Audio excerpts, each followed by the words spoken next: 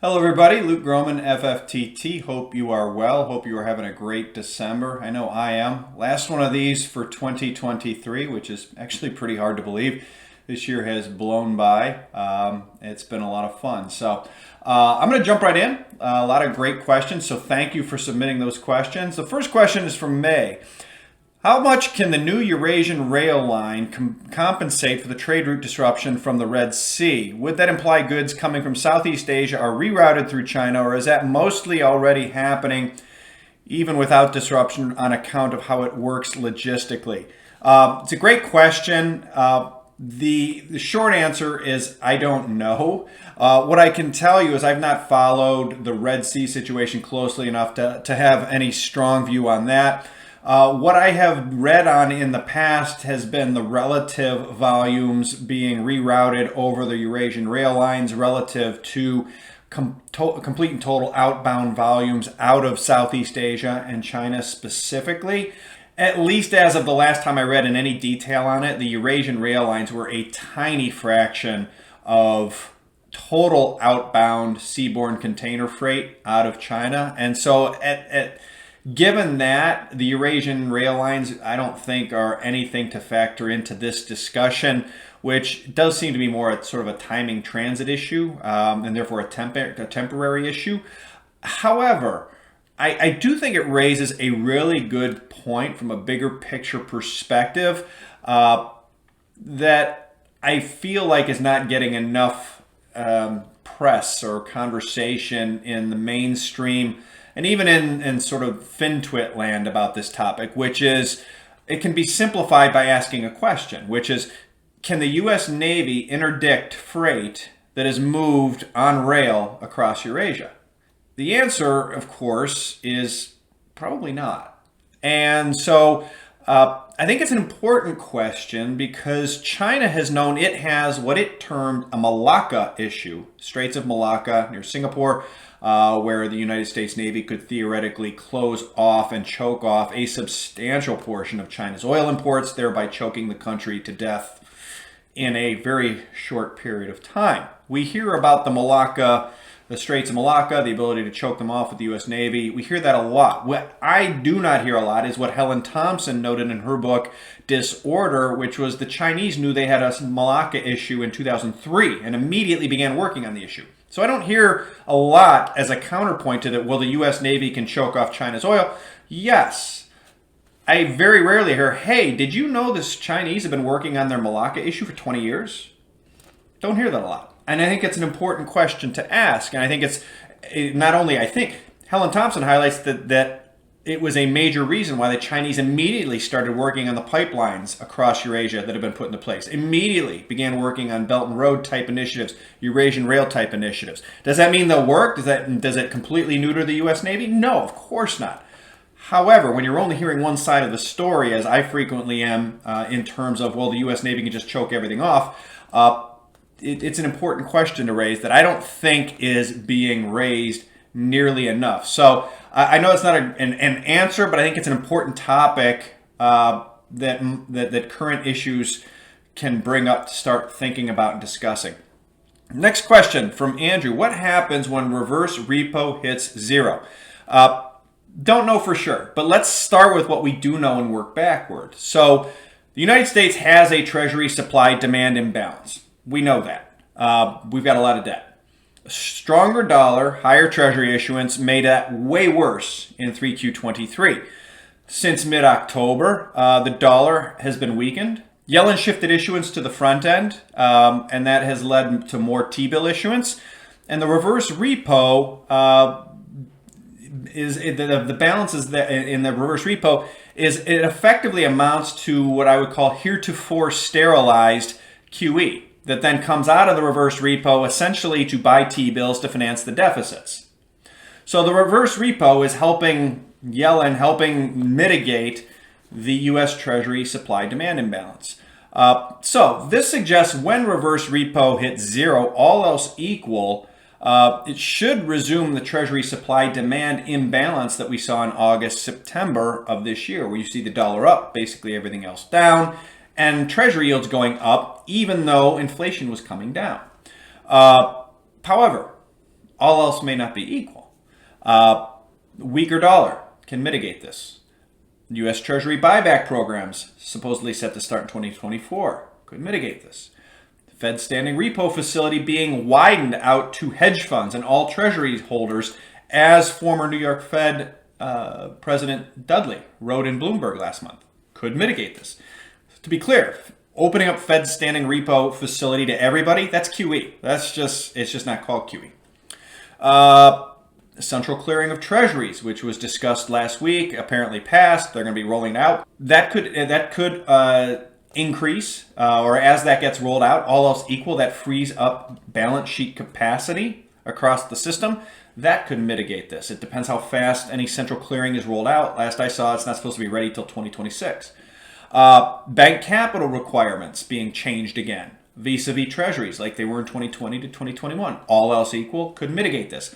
All of these things, all else equal, would add dollar liquidity. They'd weaken the dollar. They would free up capacity. So it's important not to look at things in black and white.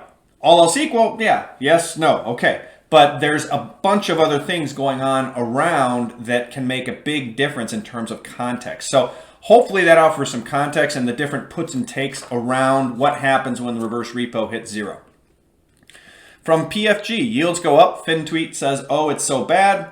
Yields go down. This is the end. It's so bad. What is exactly the right thing now? Here too, it depends on context. Yields go up with too strong a dollar and too strong an oil price. That drives a debt death spiral. Rates up, dollar up, rates up, dollar up. Yields go down with too weak a dollar, can drive too much inflation. You need to stay in a Goldilocks region of just what's just right. The problem is that Goldilocks region is getting smaller and smaller and smaller because the debt is so high, the deficits are so high, and the U.S. net international investment position as a percent of GDP is so big and so negative. The bottom line is that debt is not sustainable with too low inflation. It's not sustainable with too high of inflation, at least unless high inflation, negative real rates.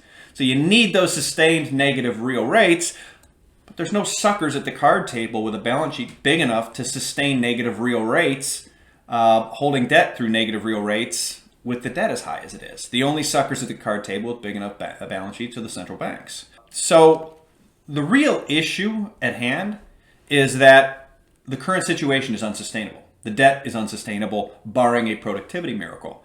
The FinTwit argument about whether high rates are bad or low rates are bad or whether up or down, mostly, if you really look at what's happening, it's ideology. People saying that inflate it away or people saying default on it. Those are the two different sides. High rates bad, low rates bad, whatever. That's the two sides.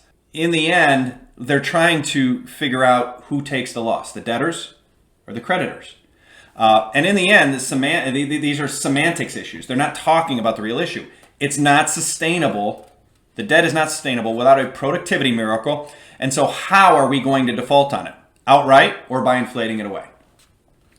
From SR, what is your view on the contents of the book, The Great Taking by David Rogers Webb, in case you have had a look at it already? It and a documentary on YouTube are available online. I'd be very grateful if you provide your take on the themes covered in it sometime. I read the book in June, or no, I guess it was released in June. I read it in sort of July or August. David Rogers Webb was originally a Cleveland guy, actually. I know of him. I've known of him for a long time. I don't know him personally. He is very thoughtful. He's long been known as very thoughtful. He has been a very successful investor. I know people that know him. He's a real dude, is what I'm trying to say. Like, he's not a crazy person. I think ultimately, if you boil down the book, it highlights a very important and modern and bigger than ever version of a long-standing issue highlighted in a famous quote by Lord Acton, which is this, quote, "The issue which has swept down the centuries and which will have to be fought sooner or later is the people versus the banks," end quote. So this is just a supersized version of that same problem here yet again that we go through on the long cycle that is usually a feature of a fourth turning, culmination. In terms of the legal aspects of the book, I'm not qualified to comment. My take is that at the very least, one should be aware of the issues. And the issues, in short, are that the modern structure of the financial system is such that all of us in our 401ks, we own stocks, but we actually don't own the stock. We do not have legal ownership to the stock. We have beneficial ownership of the stocks in our 401k. The legal ownership rights are actually through DTCC owned or serve as collateral to back the entire banking system, which has very large derivative positions, et cetera, et cetera. And so if the system has a systemic problem, ultimately the collateral that can be used to recollateralize the system is all of our wealth, the great taking. That's the point of the book. I don't know the legal side to say that's correct or that's not correct. However, Dave has done his work. He's a serious dude. I take him at his word. I don't think he has an axe to grind. I think the book, at the very least, suggests that every investor should have a small percentage of their assets held outside of the banking system. Physical gold in non-bank vaults, private vaults. There's private vaulting companies that are not part of the banking system around the country. Bitcoin custodied off exchange, these types of thing. And it can be a very small percent of your net worth. It doesn't have to be a lot. And here's why. If Webb is wrong, or if this never comes to pass, if the systemic event that requires the grabbing of the collateral never comes to pass, as described in the book, then you've lost nothing. You've had a couple percent in gold and Bitcoin. So what? And oh, by the way, it probably goes up over time with inflation. If Webb is right, or if this does come to pass in some way, shape, or form, it implies a value for your gold and Bitcoin that more than offsets the collateral that you will be contributing to the system, whether you like it or not, per the book. And the past fruits of your labor will be made whole. So that's my ultimate take on it in terms of practical implications for the average investor. From CB, energy is the economy. You commonly reference an energy productivity miracle as a force that can mitigate much of the inbound financial trauma. Do you think widespread deployment of conventional nuclear could be the ticket? Disclaimer, I am overweight uranium. Yes, I do think it could be, conventional nuclear could be a productivity miracle. Rolling it out needs to be done at a much greater degree of urgency than we are seeing because the interest on all this debt never sleeps. In my opinion, it would be good for uranium. So that's how I thought of that. From WF, 10-year yield has dropped off a cliff. Do you expect it to keep rising? Yes, for a simple but as yet still widely underappreciated reason. Fundamentally, barring a productivity miracle, the only thing keeping the United States government and all Western sovereigns, and really all sovereigns at that point, solvent is the very inflation that has now gotten down to levels that have allowed a rally in the 10-year.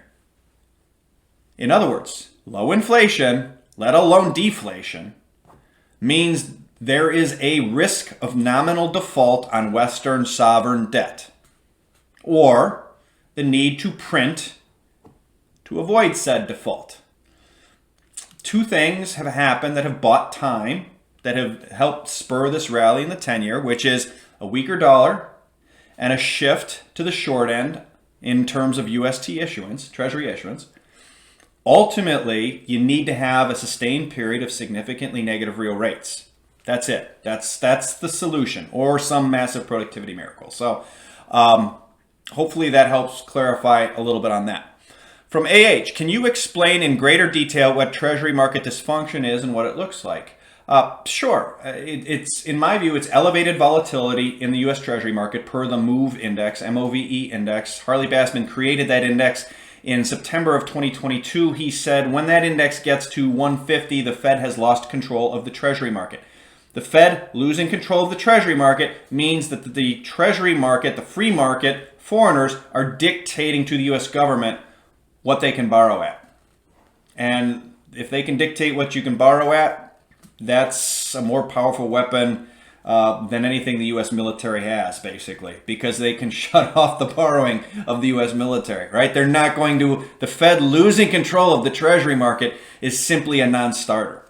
That isn't going to be allowed to happen for very long at all. That is also the risk-free asset underpinning everything else. When it trades like Dogecoin, that indicts the value of everything else if it's allowed to persist over time. You also tend to see weak Treasury auctions, large tails. We've seen those. And then I think, too, a symptom is rising Treasury yields with falling sequentially inflation. That's not how it's supposed to happen. When financial conditions loosen, Treasury yields are supposed to rise because they discount, markets are forward-looking, you should be discounting rising inflation.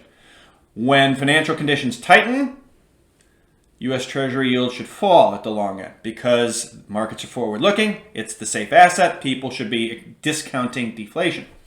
When you start to see what we've seen since 2022, which is when financial conditions tighten, Treasury yields go up, and when financial conditions loosen, Treasury yields go down, as we have just seen happen since mid-October, U.S. Treasuries are trading like emerging market debt.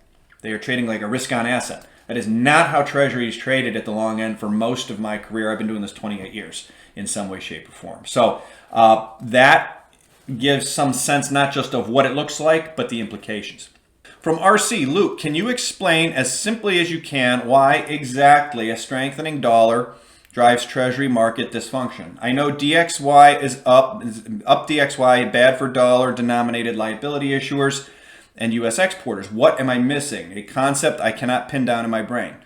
Sure. So foreigners have $13 trillion in U.S. dollar-denominated debt, according to the BIS.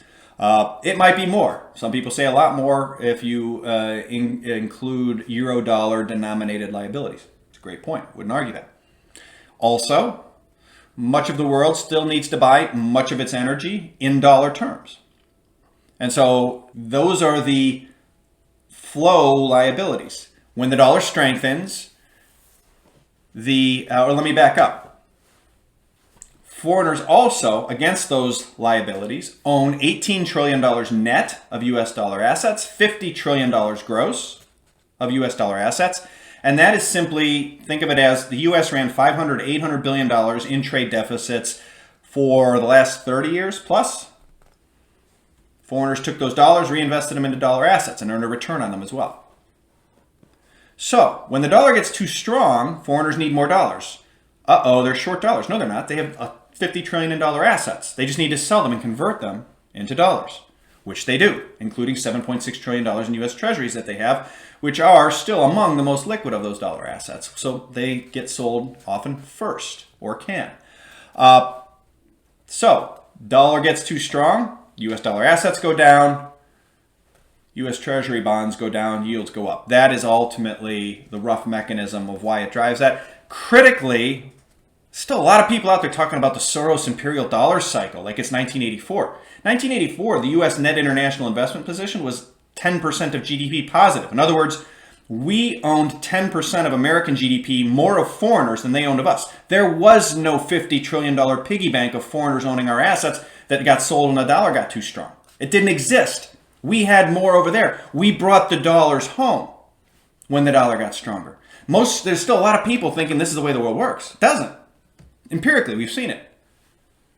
Net international investment position now. 1984, it was 10% positive of U.S. GDP. U.S. net international investment position now, negative 65% of GDP. That's the $18 trillion foreigners own more of us. That's the big difference. Dollar gets too strong, those assets are going to get sold because they need dollars. All right, and then the final question, TG, what is the relationship of the bond market and the currency? And which one will they sacrifice and why? It's a very, very good question.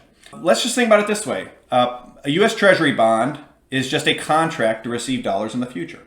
That's a great characterization of it from my friend Dan Oliver at Mermacan Capital. When there aren't enough dollars or enough dollar velocity, which is to say enough GDP activity to support the repayment of treasuries, right, to support the interest expense, then either they default on the bonds or they print the dollars or otherwise devalue the dollars so that they can increase dollar liquidity and pay those treasuries back. So there's that at its core is the fundamental relationship between the two. Given that treasuries are ultimately the collateral underpinning most of the assets in the system and the banking system and the US government, they will always choose to sacrifice the currency when the choice comes. Because if they sacrifice the bonds on a nominal basis, they will sacrifice the bonds and the currency. Because what will happen if they sacrifice the bonds is you will have capital flows leaving the currency in question to go to safer havens, and the currency will fall anyway. So, it's just a question of how long they let markets twist in the wind. It's a question of the windiness of the path and the politics between here and there of save the currency, save the bond market, save the currency. In a fiat currency system where the government can print the money, there are no examples of a government choosing not to print the money, choosing to shrink itself in order to preserve the real value of the bond market, which is to say they always choose the currency. So hopefully that helps. As I said, this will be the last update for the year. Thank you again for joining me. If you like these updates, check out FFTT-treerings.com for more information about our tree rings product, 10 most interesting things, and what grabbed our attention about those things, how they are either supporting or refuting or changing a way we are thinking about the world or have been thinking about the world when we read those things. So if I don't talk to you before then, have a great holiday season. Have a very happy new year. I look forward to talking with you in 2024. Take care, everybody.